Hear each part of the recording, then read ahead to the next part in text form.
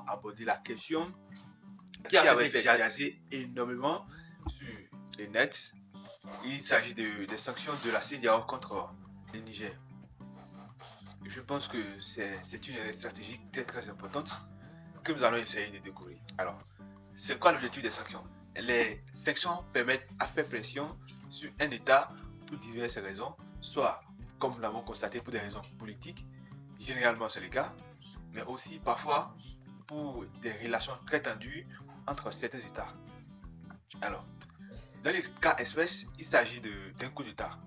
Et la CEDEAO, en tant qu'organisation sous-régionale, a pris ses responsabilités en sanctionnant les pays dans lesquels ces coups d'État ont eu lieu. D'abord le Mali, ensuite le Burkina et enfin le Niger. Alors, ici, nous allons essayer de découvrir quelle est la portée stratégique de ces sanctions.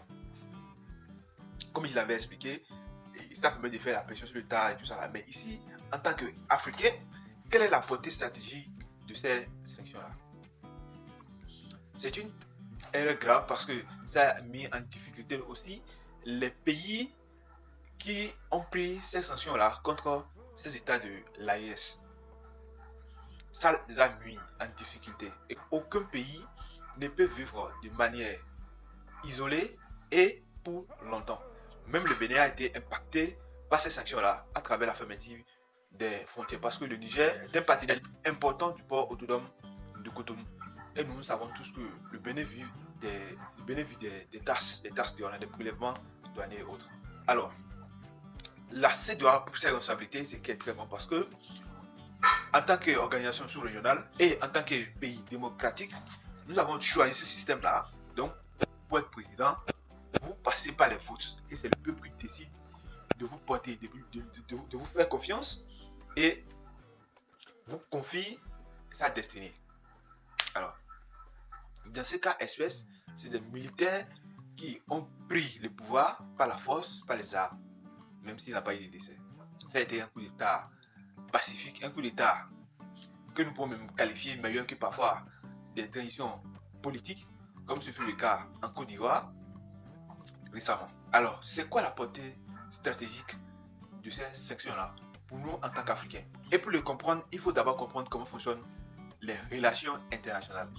Et aussi, pour comprendre comment fonctionnent les relations internationales, il faut comprendre les acteurs, c'est-à-dire les sujets du droit international. Habituellement, dans les écoles ou dans les facultés, dans nos universités en Afrique et même dans beaucoup de pays du monde, on nous a toujours dit que les sujets ou les acteurs des relations internationales sont entre autres les multinationales, les organisations non gouvernementales, les ONG, les États eux-mêmes qui sont les acteurs principaux des relations internationales pour ne citer que cela. Alors, ce n'est pas vrai. La scène internationale n'est pas composée des sujets que nous avons cités. La scène internationale est composée de 3, voire maximum 4. Je dis bien 4 sujets. D'accord? La scène internationale est composée de 3, voire 4 maximum sujets du droit international. C'est-à-dire acteurs, ceux qui font le droit international. D'accord? Et on les appelle en stratégie les groupes de conflit. D'accord? Les groupes de conflit. Ces groupes de conflit, ils sont composés d'un ensemble d'États. D'accord? Un ensemble d'États, un ensemble d'entreprises, de multinationales, des ONG et tout ce que on peut mettre dedans. Par exemple, on va prendre le groupe de conflit du monde occidental. Il est composé du Canada, des États-Unis, de l'ensemble de l'Europe, à l'exception bien sûr de la Russie, mais aussi est composé de l'Australie, mais également de quelques éléments perturbateurs ou bien de quelques vagabonds qui font la navette. Soit, quand on va citer le Japon, la Corée du Sud, qui n'est pas en réalité dans ce monde-là, mais par les tractations est devenu un membre, voire même un membre important du groupe de conflit du monde occidental. D'accord? Aussi, le groupe de conflit du monde occidental est composé des institutions financières. D'accord? Des ONG, ça peut être la Croix-Rouge, Médecins du Monde, et comme institution internationale, de grande envergure d'ailleurs, la Banque mondiale, le FMI, ainsi de suite. Cet ensemble d'organisations et d'États travaillent pour un objectif commun, c'est-à-dire la domination du monde, l'hégémonie. Il est donc impératif de savoir que les groupes de conflit sont l'ensemble des personnes, des États, d'organisations qui partagent des valeurs culturelles, endogènes, culturelles, idéologiques qui leur sont communes. Et dans le monde occidental, vous allez voir que ils partagent des valeurs démocratiques. D'accord? Les systèmes là-bas, c'est la démocratie. Les religions, c'est le christianisme. Et surtout, la scienture. Vous savez ce qu'on appelle la scienture en géostratégie? La couleur de peau. La couleur de peau, c'est ça que est la scienture. D'accord? Le monde russe également, les peaux un peu plus blanche façon. Mais aussi, ils ont des valeurs qui sont propres à eux. C'est quoi leur valeur là-bas? C'est, par exemple, un système politique, le communisme. D'accord? C'est la religion orthodoxe. Et ainsi de suite. Donc, avec le Niger ou les pays de l'AES, nous avons des valeurs communes. Et surtout notre scienture. Notre scienture qui est notre couleur de peau. Et donc, il est indéniable que le Niger est le nôtre. Quand vous allez au Niger, il y a les personnes qui pratiquent la religion endogène. Ça peut être les vaudous, mais ça peut être les cultures là-bas. Au Bénin, même chose. Au Togo, même chose. Nous avons des réalités qui nous sont communes. Donc, le Niger est le nôtre. Je profite pour vous narrer une petite histoire. C'est une histoire qui m'a été narrée par mon professeur des fondements de la pensée stratégique. Mon très cher docteur Mathieu Adagwe. Il a fait le Canada. Il m'a dit un jour, il était aux États-Unis et se sont arrêtés dans une station essence pour prendre du carburant. Alors, dans les États-Unis, les stations-service sont composées souvent des petites boutiques, un peu comme les Dagia ici au Bénin, pour obtenir des petits trucs comme brosse à dents et autres.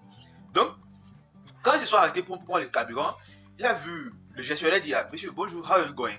Can I have a brush here? C'est-à-dire, je peux avoir du brosse ici et tout ça. Il a dit: No, I don't know. Oh, you can go ask there. C'est-à-dire, tu peux aller demander là-bas.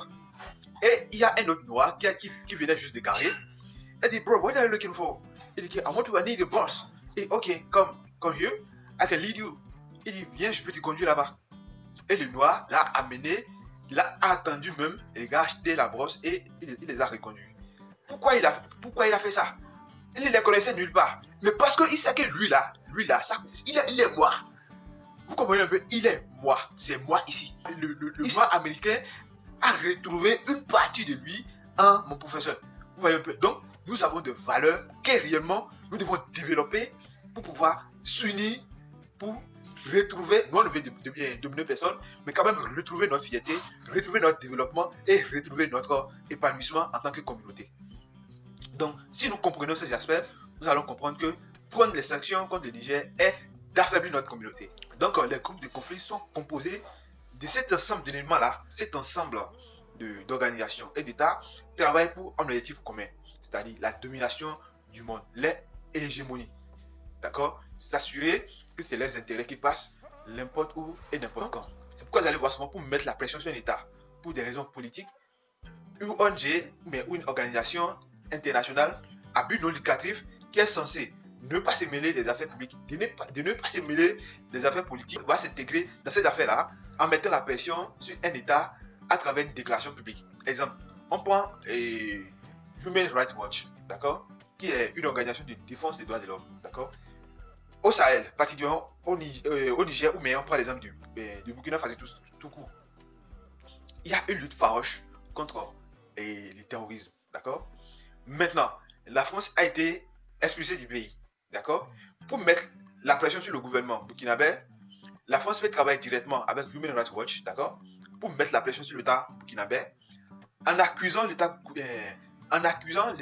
burkinabé des exactions, d'accord, du massacre des personnes dans certaines régions du pays, soit disant qu'ils sont en train de lutter contre le terrorisme. Cela constitue une énorme pression sur l'État burkinabé, sur la scène internationale. Et par cette accusation, certains personnes peuvent dire qu'ils ne veulent plus aider l'État burkinabé.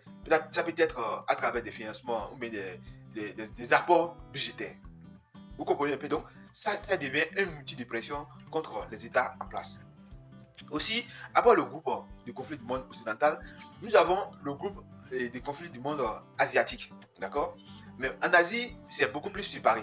D'accord? Il y a le monde russe. d'accord, qui ne veulent pas être influencés par aucune autre entité.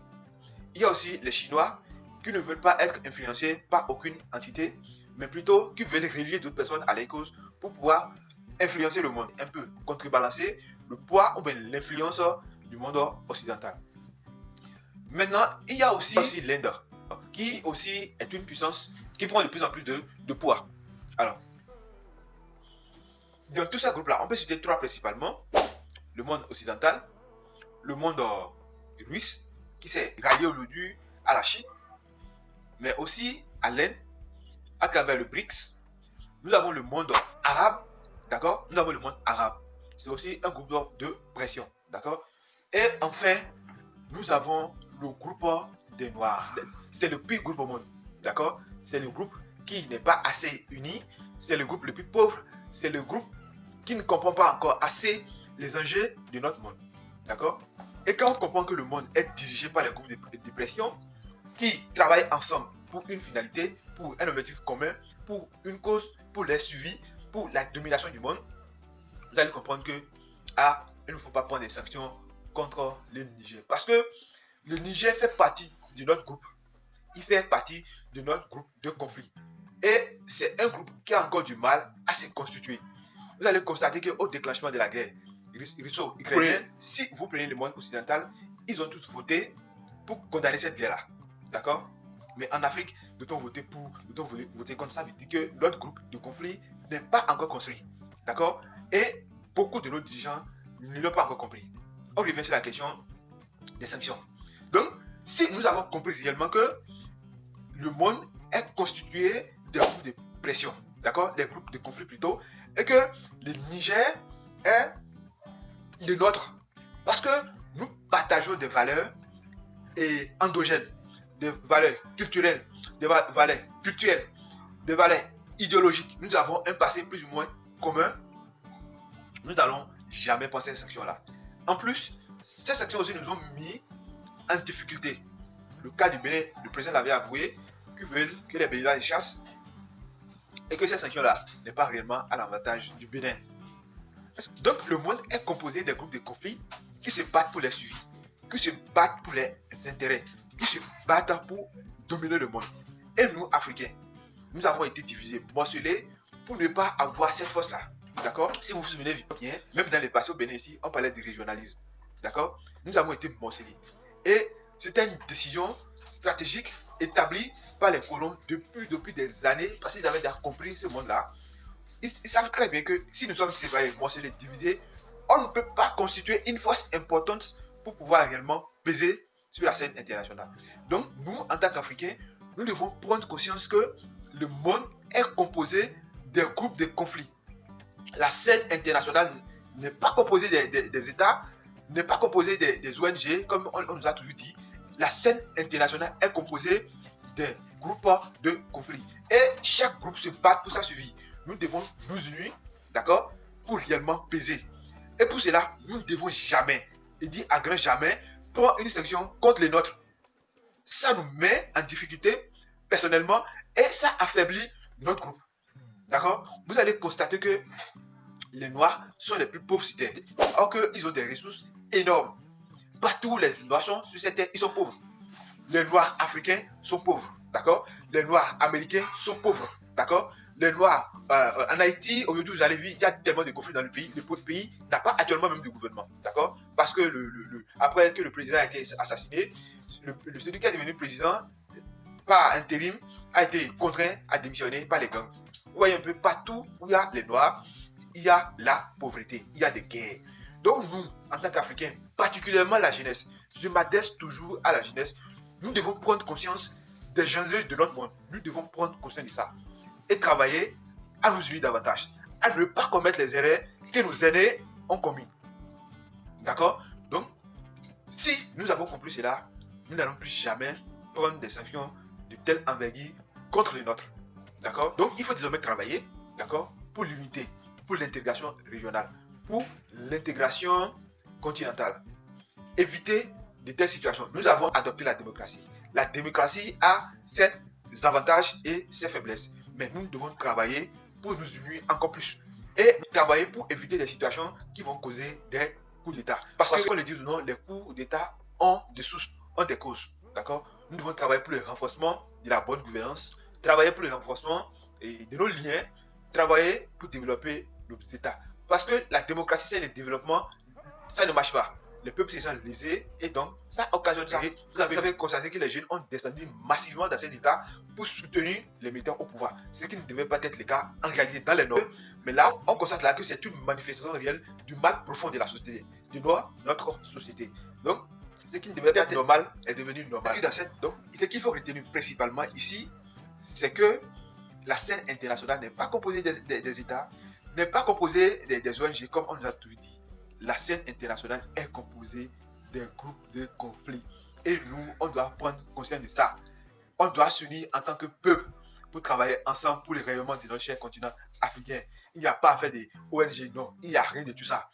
Dans certaines conditions, les ONG peuvent jouer un rôle stratégique très important pour déstabiliser les États, pour renverser un gouvernement ou bien pour faire passer les intérêts politiques égoïstes d'un autre État. Nous devons comprendre cela pour le rayonnement de nos États, pour le rayonnement de notre continent. Alors, abonnez-vous, likez, partagez. On se retrouve très très bientôt pour une nouvelle vidéo.